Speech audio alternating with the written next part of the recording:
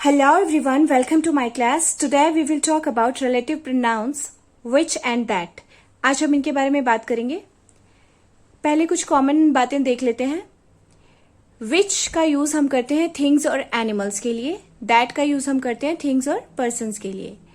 which में refer to a singular और a plural noun. Similarly that में refer to a singular और a plural noun. तो हमने कहाँ विच यूज करना है, कहाँ दैट यूज करना है, यहां पे हम कंफ्यूज हो जाते हैं. तो देखिए, when we have to add extra information we use which. Like my watch which was brand new has been stolen. इस सेंटेंस में अगर मैं विच वॉज ब्रांड न्यू को ना भी लिखूं, स्किप कर दूं, रिमूव कर दूं, तब भी सेंटेंस कंप्लीट हो जाएगा. My watch has been stolen and it gives a complete sense, right? तो ये जो which was brand new है, ये हमने किस लिए यूज किया है? एक्स्ट्रा इन्फॉर्मेशन देने के लिए यूज किया है. इसे हम हटा भी सकते हैं, तब भी हमें सेंटेंस समझ में आता है. तो इसलिए ये क्या हो गया? which was brand new हो गया नॉन रिस्ट्रिक्टिव क्लॉज, राइट? इस सेंटेंस का ये मतलब है मेरी घड़ी जो बिल्कुल नई थी, ब्रांड न्यू थी, चोरी हो गई है. तो मैं यहां पे बात कर रही हूं मेरी घड़ी की. यहां मैं कहना चाह रही हूं जो मेरे पास जो भी घड़ी है, राइट, उसकी बात हो रही है.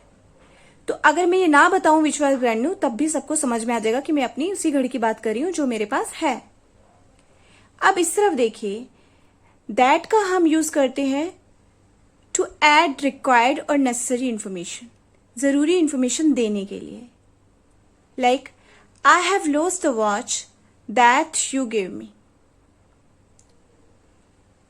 इस सेंटेंस में देखिए, if I say I have lost the watch, और अगर मैं ये पार्ट स्किप कर दूं that you gave me, तो आपको समझ में नहीं आएगा कि मैं कौन सी घड़ी की बात कर रही हूं. that you gave me तो मैंने इसलिए बताया है जो तुमने मुझे दी, वो वाली वॉच मैंने खो दी है, मेरे पास नहीं है, अब खो गई है, राइट? तो ये जो है दैट यू गिव मी है, जो स्पेसिफिक इंफॉर्मेशन है, नेसेसरी इंफॉर्मेशन है, जिसको हम स्किप नहीं कर सकते.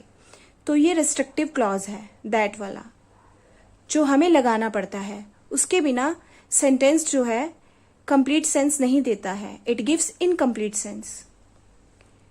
ये डिफरेंस है विच और दैट में.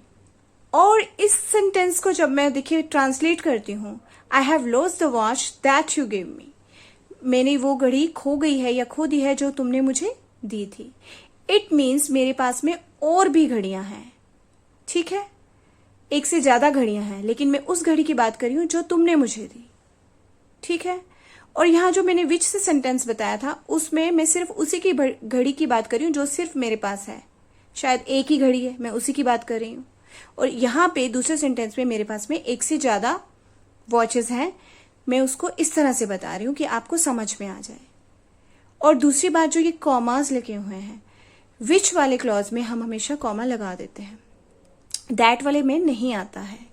अगर एग्जाम में हमें कॉमा लगा हुआ मिलता है सेंटेंस में, तो वहां हमें विच का यूज करना है, दैट का यूज नहीं करना है. कॉमा हमें बताते हैं कि हम इस वाले पार्ट को, यानी कि विच वाले पार्ट को हटा भी सकते हैं. इसको हटाने से कोई फर्क नहीं पड़ने वाला है. यही डिफरेंस है विच और दैट में. आगे देखिए, always remember we use that after adjectives in superlative degrees. Like this is the best that we can do. Superlative degrees के बाद में हमने क्या लगाना है? दैट लगाना है, विच नहीं लगाना है. इसी तरह से after the interrogative pronouns who and what we have to use that. Interrogative pronouns who और व्हाट के बाद भी हमने क्या लगाना है? दैट ही लगाना है, विच नहीं लगाना है. Like who that saw her didn't pity her. What is there that I don't know. I can't say what is there which I don't know, वो गलत हो जाएगा. इस तरह से हमने यहां पे दैट का यूज करना है. और देखिए,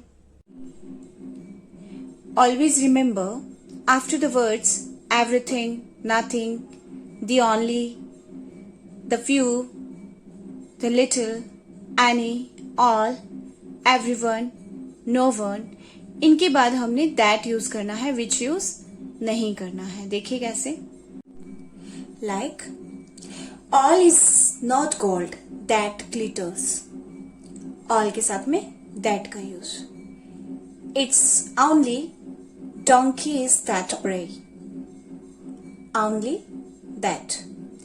My wife has spent the little money that I saved for you, the little that.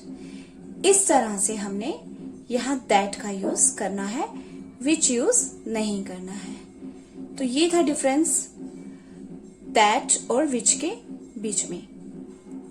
अब देखिए यहाँ पे जो ये सेंटेंसेस लिखे हैं, एक बार इनको देख लेते हैं। First, my black dress that has white flowers on it is missing. Second, my black dress which I bought yesterday is missing. First sentence में मैं उस ड्रेस की बात कर रही हूं जिसपे व्हाइट फ्लावर्स हैं। इसका मतलब है कि मैंने इस ब्लैक ड्रेस को बताया है तो मेरे पास में और भी ब्लैक ड्रेसेस हैं, तो उसको डिफरेंशिएट करने के लिए मैंने बताया है कि उस पे व्हाइट फ्लावर्स बने हुए हैं, वो मिसिंग है, ताकि समझ में आ जाए। और जो दूसरा सेंटेंस है, my black dress which I bought yesterday is missing, it means कि मैंने जो कल ब्लैक ड्रेस ली थी वो नहीं मिल रही है, तो मतलब वही एक ब्लैक ड्रेस थी और कोई ब्लैक ड्रेस है ही नहीं है। तो अगर इसमें मैं विच आई बॉट यस्टरडे नहीं भी लगाऊंगी तब भी समझ में आ जाएगा, क्योंकि मेरे पास में एक ही ब्लैक ड्रेस है। तो ये जो है पार्ट रिमूव कर सकते हैं, एसेंशियल पार्ट नहीं है, एक्स्ट्रा इन्फॉर्मेशन दे रहा है, तो मैंने विच ऐड किया। यहाँ पे दैट क्यों ऐड किया, क्योंकि मेरे पास में और भी ब्लैक ड्रेसेस हैं, तो अगर मैं ये नहीं बताऊंगी तो समझ में नहीं आएगा कौन सी वाली मिसिंग है। ठीक है, तो जब एसेंशियल इन्फॉर्मेशन देनी होती है तो हम दैट लगाते हैं, और एक्स्ट्रा इन्फॉर्मेशन देनी होती है तो हम विच लगाते हैं, इन शॉर्ट।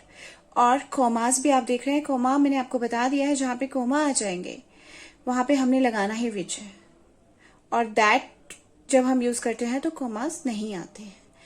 यही डिफरेंस है विच और दैट का, और इस तरह से हमने इन्हें यूज करना है। आई डू होप आपको आज समझ में आया होगा। Thank you so much, keep watching my classes.